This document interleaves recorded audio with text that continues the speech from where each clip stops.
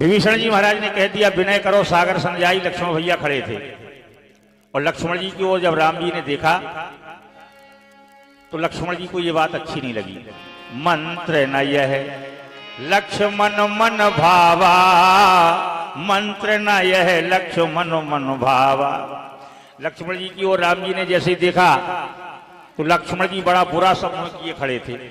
अरे राम जी ने कहा लक्ष्मण, विभीषण कह रहे हैं कि सागर से विनय करो, सागर रास्ता दे देगा, सेना निकल जाएगी। लक्ष्मण जी ने कहा ठीक है प्रभु, अब आपसे हम क्या कहें, फिर भी तुम्हारा क्या विचार है। तो लक्ष्मण जी के विचार सुनो। लक्ष्मण जी बोले प्रभु ये विनय करना उनका काम है, आलसी लोगों का। ध्यान करना बात पर, ये रामायण में लिखा हुआ है। विनय करना आलसी लोगों की बात है, ये लक्ष्मण जी का भाव। देवो देवो अरे आलसी पुकारा, देवो देवो आलसी पुकारा।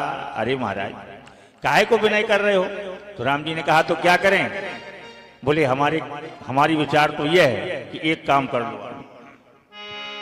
बोले सोखिए सिंध करिए मन रोसा,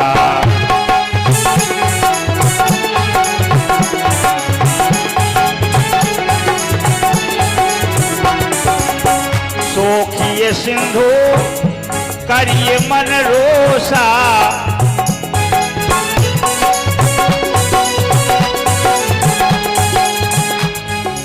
कादर मन कर कवन भरोसा।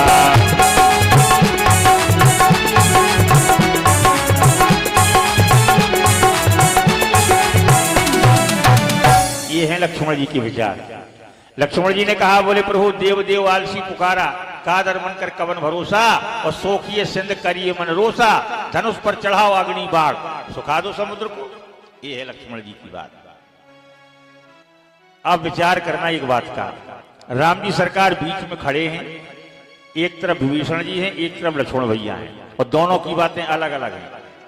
राम जी ने विचार बनाया कि विभीषण को अभी हाल हमने अपना मित्र बनाया है, और अभी विभीषण से लंका के जाने कितने रहस्य पूछना है, और अगर हमने विभीषण की बात को नहीं माना, विनय नहीं की, तो विभीषण जी को बुरा लग जाएगा। और अगर लक्ष्मण भैया की बात नहीं मानते हैं, जिन्होंने हमारे पीछे नींद नार भोजन का परित्याग कर दिया है, इतना त्यागी हमारा भाई, वो भैया की बात नहीं मानेंगे, अब क्या करें। बड़ा कठिन सवाल है ये, ध्यान कर लेना। अगर भैया की बात नहीं मानते हैं तो लक्ष्मण को बुरा लग रहा है, और विभीषण जी की बात नहीं मानते तो विभीषण जी को बुरा लग जाएगा कि बताओ इन्होंने हमको मित्र बनाया कि अभी हमारी बातें ही नहीं मानते, तो आगे कुछ बताएगा नहीं।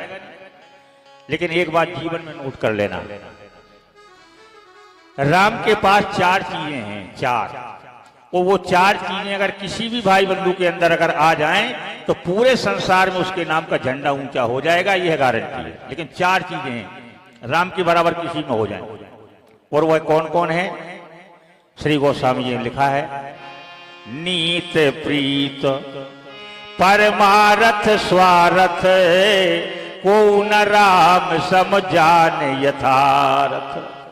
बहुत बड़े बड़े राजनीतिक लोग हैं, राजनीति कर रहे हैं, लेकिन राम के बराबर कोई राजनीति नहीं जानता है, राम के जैसी कोई प्रीत नहीं जानता है, राम के जैसा परमार्थ करना कोई नहीं जानता है, और राम के जैसा स्वार्थ कोई नहीं जानता है। यथार्थ क्या है, ये चार चीजें, नीत प्रीत परमार्थ स्वार्थ, और को न राम समझान यथारथ। और जिस दिन राम के बराबर ये चार चीजें कोई जान जाएगा, उसका झंडा ऊंचा हो जाएगा। राजनीति है, कर रहे हैं लोग, लेकिन राम के बराबर नहीं।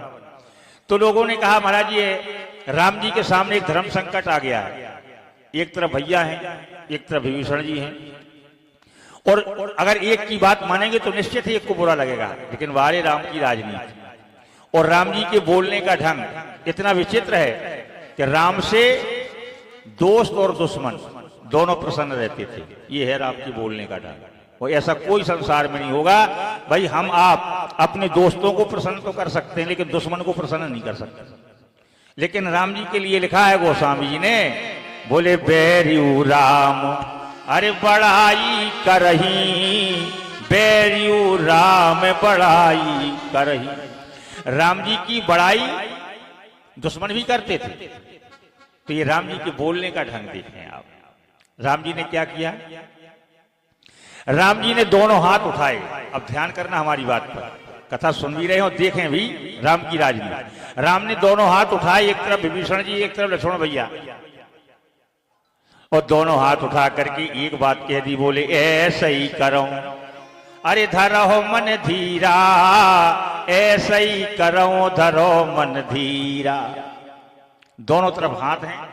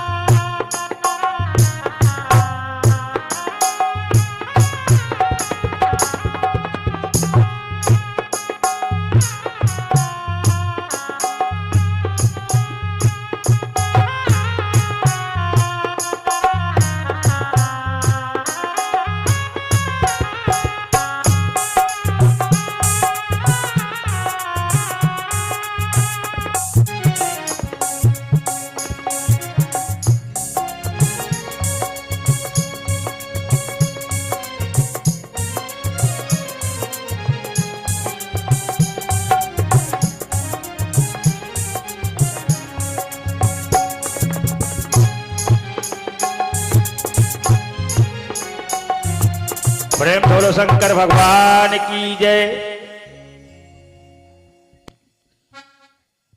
ध्यान कर प्रसंग के ऊपर। एक तरफ भैया विभीषण और एक तरफ लक्ष्मण जी महाराज। राम जी ने दोनों हाथ उठाए और शब्द एक है, और एक ही शब्द से दोनों लोगों को संबोधन किया। तो दोनों जन यह जाने कि भगवान ने हमारी बात को मान लिया। राम जी बोले ऐसा ही करो धरो मन धीरा, ऐसा ही करो धरो मन धीरा। तो विभीषण जी ने जैसे ही देखा कि राम जी हमारी तरफ हाथ करके कह रहे हैं ऐसा ही करो, यानी जैसा तुम कह रहे हो मैं ऐसा ही करूंगा, प्रसन्न हो गए विभीषण जी। लक्ष्मण जी ने देखा राम की तरफ कि विभीषण जी की बात मान गए, तो एक हाथ यहां भी था। तो राम जी ने कहा, बोले ऐसा ही करो धरो मन धीरा। लक्ष्मण तुम जैसा कह रहे हो मैं ऐसा ही करूंगा। दोनों लोग प्रसन्न, और दोनों काम किए राम जी ने। विभीषण के कहने से पहले विनय करते रहे 3 दिन तक, पर विनय न मानत जड़त जड़। गए 3 दिन बीत, बोले राम सकोप तब, भय बिन होए ना प्रीत। ये विभीषण जी का मन रखने के लिए भगवान ने 3 दिन तक विनय की। और जब समुद्र बात को नहीं माना, तब राम जी सरकार ने कहा, बोले लक्ष्मण बाण सरासन आनो।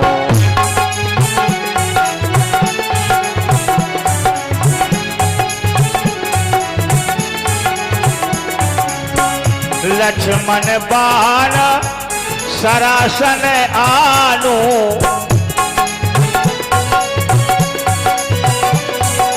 सो क्यों बारिध विशिख कृसानो।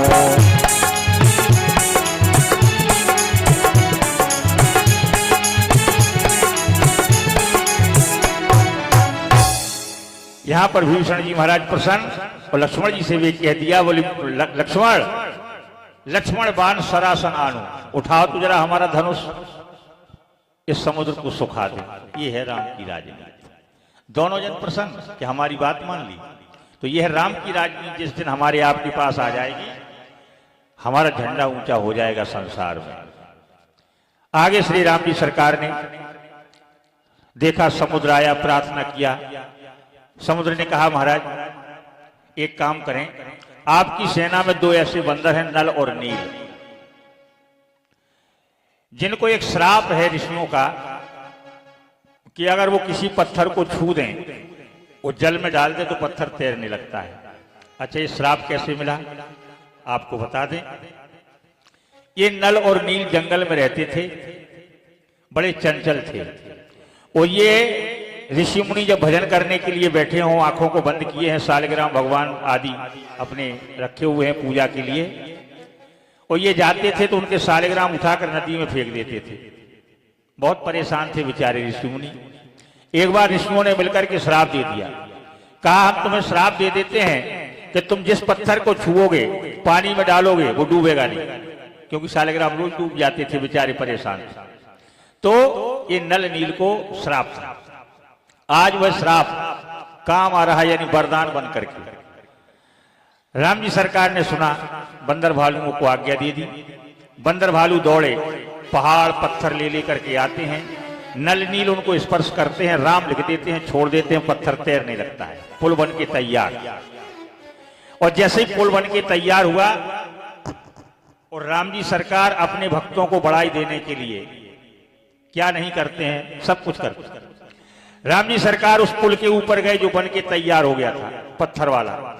और राम जी ने देखा, जामवंत जी को बुलाया, कहा जामवंत, ये पुल तो बहुत छोटा है, और सेना हमारी कितनी है, जिनकी कोई गिनती नहीं। और राम जी के सेना की गिनती आज तक कोई कर नहीं पाया। राम जी की सेना की गिनती कोई कर ही नहीं पाया कि राम के साथ कितनी सेना थी। सिर्फ इतना लिखा है, पद में 18 यूथ बंदर, 18 पदम सेनापति थे, लेकिन इनकी सेना कितनी थी इसका कोई पता नहीं। ये घटना